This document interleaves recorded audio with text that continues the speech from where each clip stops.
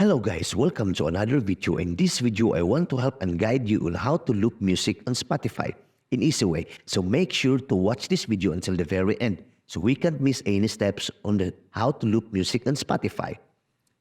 Now let's jump into the video. The first thing we need to do is open your Spotify app, and if it's premium account, this is what we're gonna do.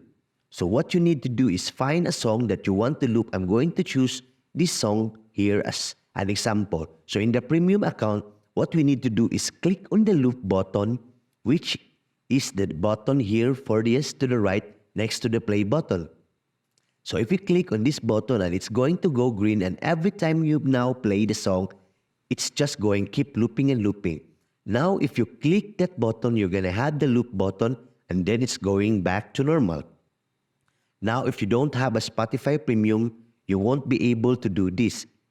So loop a song, all we gonna do is tap the three dots in the top right and corner, then go add the cue, and when you added the cue, you're essentially lining that song to play next. So if you just keep adding the song to cue over and over, and that song is like just you're in loop mode.